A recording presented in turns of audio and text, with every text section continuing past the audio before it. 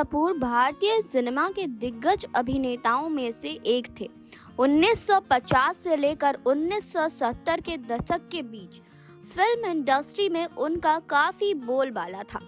बड़े पर्दे पर अपनी दमदार एक्टिंग हो या फिर किरदार में जान फूंकने की बात, इन दोनों की कला में वो माहिर थे। बॉलीवुड को आज भी उन पर नाज है।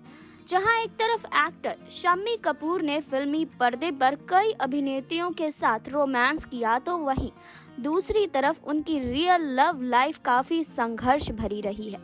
जी हाँ, इनकी पर्सनल लाइफ के बारे में बेहद कम ही लोग जानते हैं, जिसके बारे में आज हम इस रिपोर्ट में बात करने वाले हैं। जी हाँ, आपको बता दें कि दिव्यांगत एक्टर शम्मी कपूर का जन्म 21 अक्टूबर 1931 को मुंबई के जाने माने कपूर परिवार में हुआ था। उनके पिता महान अभिनेता पृथ्वीराज कपूर थे और उनके दो भाई राज कपूर और शशि कपूर थे। जी हाँ, शम्मी ने साल 1953 में आई फिल्म जीवन ज्योति से बॉलीवुड में डेब्यू किया था। फिल्म बॉक्स ऑफिस पर कुछ खास कमाल नहीं कर पाई, लेकिन वो कहते हैं ना कि किस्मत बदलते हुए देर नहीं लगती। एक्टर शम्मी कपूर के साथ भी कुछ ऐसा ही हुआ और साल 1957 में उन्होंने फिल्म तुमसा नहीं देखा में काम किया और इस फिल्म ने कामयाबी के कई झंडे गाड़े। इसके बाद उन्होंने कभी पीछे मुड़कर नहीं देखा और दिल दे के देखो, सिंगापुर, जंगली, college girl, professor, China town, प्यार किया तो डरना क्या जैसी सुपरहिट फिल्में दी। उस दौर के बेहतरीन एक्ट्रेस में से एक नूतन और शम्मी कपूर एक साथ बड़े हुए, क्योंकि वो एक दूसरे के पड़ोसी थे। कहा जाता है कि शम्मी बचपन से ही उन्हें प्यार करते थे और नूतन भी उन्हें पसंद करती थी, जिसके चलते दोनों को एक दूसरे के साथ समय बिताना अच्छा लगता था। दोनों के परिवार के बीच काफी मेल जोल था, जिसके कारण उनका रिश्ता और गहरा होता चला गया। जब दोनों किशोर अवस्था में पहुंचे तो दोनों ने शादी करने का फैसला किया, लेकिन यहीं से बात बिगड़ गई। दरअसल नूतन की मां शोभना सामर्थ तब अपने पति से अलग हो चुकी थी और हर तरह के सलाह मशवरे और फैसले के लिए अपने एक्टर मित्र मोतीलाल से बात किया करती थी। इसीलिए जब उन्होंने मोतीलाल को नूतन और शम्मी कपूर के रिश्ते के बारे में बताया तो मोतीलाल ने इस रिश्ते के लिए साफ मना कर दिया। मोतीलाल की बात मानकर मां शोभना ने बेटी की भावनाओं को दरकिनार करते हुए नूतन को पढ़ने के स्विट्जरलैंड भेज दिया और इतनी दूरियां आते ही बचपन का ये प्यार अधूरा रह गया। हालांकि बाद में नूतन और शम्मी कपूर ने 3 फिल्में साथ में की, लेकिन वो दोनों जीवन भर एक दूसरे के सिर्फ अच्छे दोस्त बनकर रह गए। जी हाँ, तो आपको बता दें कि अपने सहज और प्रभावी अभिनय के लिए मशहूर अभिनेत्री गीता बाली 50 के दशक की टॉप अभिनेत्रियों में शुमार थी। जी हाँ, वहीं साल 1955 में शम्मी कपूर ने उनसे फिल्म रंगीन रातों के सेट पर मुलाकात की और यहीं से दोनों का प्यार परवान चढ़ा। लेकिन दोनों के घर वाले इस शादी के लिए राजी नहीं थे। ऐसे में कपल ने घर वालों की इच्छा के खिलाफ जाकर मंदिर में शादी रचाई। कुछ वक्त तक घर वाले इस शादी से नाराज रहे, लेकिन वो मान गए। आपको बता दें, साल 1956 में इस जोड़े के घर बेटे आदित्य राज कपूर और साल 1961 में बेटी कंचन कपूर ने जन्म लिया। ऐसे में शम्मी और गीता पेरेंट्स बनने के बाद बहुत खुश थे, लेकिन नियति को तो कुछ और ही मंजूर था।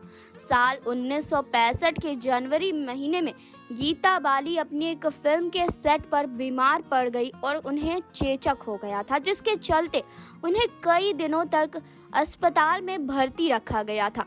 जिसके बाद आपको बता दें कि 21 जनवरी 1965 में महज 35 वर्ष की उम्र में ही वो चल बसी। उनके जाने के बाद शम्मी कपूर को बहुत बड़ा धक्का लगा था। कई सालों तक उनकी रातों की नींद उड़ गई और उनके छोटे बच्चों आदित्य और कंचन को मां की जरूरत थी।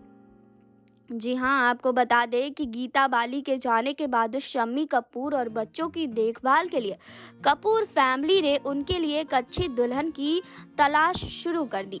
शम्मी कपूर की भाभी कृष्णा कपूर ने सोचा कि शम्मी के दोस्त रघुवीर सिंह की बहन नीला देवी उनके लिए सही रहेंगी। बताते चले कि नीला देवी भावन नगर राज के शाही परिवार से थी और उनके माता पिता कि कपूर खानदान के साथ एक अच्छी बॉन्डिंग थी। ऐसे में बिना देर किए अगले दिन शम्मी के पिता पृथ्वीराज कपूर अपने बेटे के लिए नीला का हाथ मांगने के लिए उनके पिता के पास गए और उसी दिन यानी 27 जनवरी 1969 को शम्मी कपूर और नीला देवी शादी के पवित्र बंधन में बंध गए। जी हाँ, वहीं शादी होने से पहले एक दिन शम्मी कपूर ने नीला को अपने घर पर बुलाया और दोनों ने पूरी रात बात की, जहां शम्मी अपनी पहली शादी और बच्चों में उन्हें सब कुछ बताते हुए उन्हें शादी करने के लिए भी कहा। लेकिन शम्मी ने गीता के सामने एक शर्त रखी कि वो शादी के बाद मां नहीं बनेगी और उन्हें गीता के बच्चों को ही अपना समझकर पालना होगा। इस बात पर नीला देवी राजी हो गई और वो ताउम्र मां नहीं बनी। गीता के बच्चों को ही उन्होंने अपना बच्चा माना।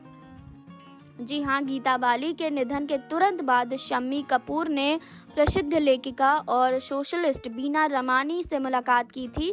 ये बात उन्होंने अपनी आत्मकथा में कही थी जो उन्होंने बाद में लिखी थी। बीना ने खुलासा किया था कि वो शम्मी कपूर के प्रति बहुत आकर्षित थी और लंबे समय तक उनसे प्यार भी करती रही थी। वास्तव में शम्मी कपूर से शादी करने के लिए तैयार थी, लेकिन कपूर फैमिली ने इस बात का समर्थन नहीं किया और बाद में बीना ने अमेरिका के एक बिजनेसमैन से शादी कर ली। हालांकि शादी के कुछ समय बाद ही उनका तलाक हो गया था। वहीं एक समय वो भी आया जब शम्मी कपूर ने फिल्मी दुनिया से दूरी बना ली, क्योंकि वो अक्सर बीमार रहने लगे थे।